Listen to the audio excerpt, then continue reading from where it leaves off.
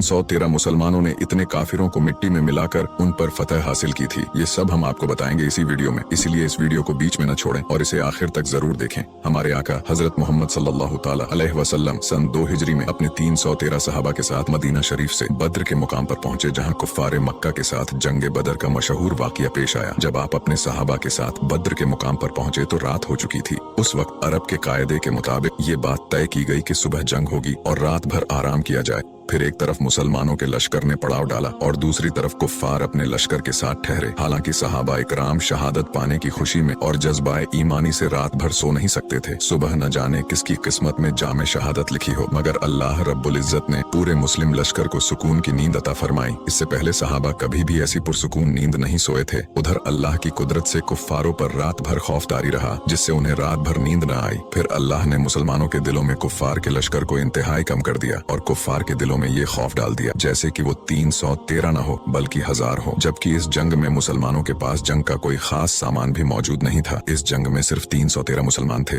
उनके पास 70 ऊंट थे, 3 घोड़े थे, 8 तलवारें थीं और 6 जिराह थीं। जबकि काफिरों के पास 1000 लोग थे, 700 ऊंट थे, 100 घोड़े थे, 950 तलवारें थीं और इतने ही जिराह थीं। इसके अलावा इस लश्कर के पास खाने पीने का सामान बड़ी कसरत के साथ था। रोजाना 11 ऊंट ज़िबा करके खाते थे। काफिरों के लश्कर में ऐशो इशरत का सामान भी भरपूर था। इस्लामी लश्कर के पास खाने पीने का सामान बिल्कुल भी नहीं था। उनके पास सिर्फ थोड़ी बहुत खजूरें थीं। इसके अलावा मुसलमानों के पास एक भी खेमा नहीं था। सहाबा इकराम ने खजूर के पत्तों और टहनियों से एक झोपड़ी तैयार की थी, जिसमें उन्होंने हमारे नबी हजरत मोहम्मद सल्लल्लाहु ताला अलैहि वसल्लम को ठहराया था। जब सुबह हुई तो तमाम सहाबा ने हमारे नबी के साथ नमाज फजर अदा की और नमाज अदा करते ही हमारे नबी ने फरमाया कि अगर I walked into an ice cream ऐसा shop. हो जाए कि अल्लाह ताला की जानिब से 1000 फरिश्ते तुम्हें जंग में साथ दे तो कैसा रहेगा। ये सुनकर सहाबा इकराम खुशी के मारे झूम उठे। हमारे नबी ने फिर से फरमाया कि अगर 3000 फरिश्ते आ जाएं तो फिर कैसा रहेगा। तो इस बार सहाबा और खुशी से झूम उठे। फिर आखिर में रसूल अल्लाह सल्लल्लाहु ताला अलैहि वसल्लम ने फरमाया कि अगर 5000 फरिश्ते आ जाएं तो फिर कैसा रहेगा। इतना सुनना था कि सहाबा इकराम बहुत खुश हुए और कहने लगे कि अगर ऐसा हुआ तो हम बड़ी आसानी से कुफ्फारों पर गलबा हासिल कर लेंगे। जब अल्लाह के महबूब ने फरमा दिया तो अल्लाह रब्बुल इज्जत ने अपने महबूब के कहने पर फरिश्तों की एक फौज भेज दी।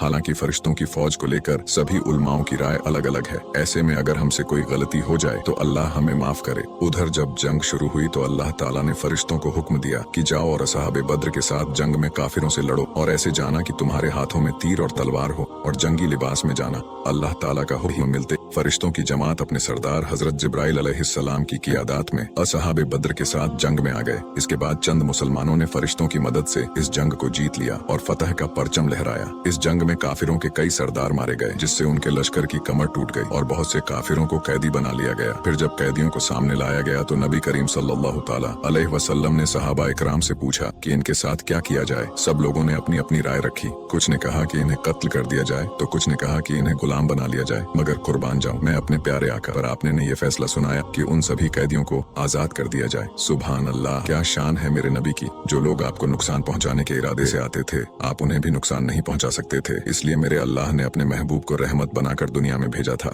जंग खत्म होने के बाद सारे फरिश्ते वापस चले गए। इस जंग में काफिरों के लश्कर के 70 आदमी कैद किए गए और 70 को ही मौत के घाट उतारा गया, जिनमें इस्लाम के सबसे बड़े दुश्मनों में से एक अबू जहल भी शामिल था। वही मुसलमानों में 14 सहाबा शहीद हुए थे। जंग के बाद आप सल्लल्लाहु ताला अलैहि वसल्लम ने नमाज पढ़ाई। जब आप नमाज से फारिग हुए तो एक सहाबी ने फरमाया कि या रसूल अल्लाह, आप नमाज के दौरान मुस्कुरा क्यों रहे थे। तो हमारे नबी ने मुस्कुरा कर जवाब दिया कि जब जंग के बाद जिब्राइल अलैहिस्सलाम तमाम फरिश्तों को लेकर चले गए तो अल्लाह ताला के हुक्म से फरिश्तों ने उन्हें अंदर आने से रोक दिया और फरमाया कि तुम जिस मकसद से गए थे उस मकसद के बिना वापस कैसे आ गए। ये सुनकर जिब्राइल अलैहिस्सलाम ने फरमाया कि हम तो जंग में सहाबा की मदद करने के लिए गए थे। तो फरिश्तों ने फरमाया कि नहीं, तुम्हें हजरत मोहम्मद सल्लल्लाहु ताला अलैहि वसल्लम की खातिर भेजा गया था। तो जाओ और जब तक उनसे वापस आने की इजाजत न ले लो तब तक वापस मत आना। इसी वजह से जिब्राइल अलैहिस्सलाम मेरे पास आए थे और उस वक्त हम नमाज अदा कर रहे थे। मैं नमाज में बोल नहीं सकता था, इसलिए मुस्कुराकर मैंने उन्हें इजाजत दी कि हाँ, अब तुम सभी जा सकते हो।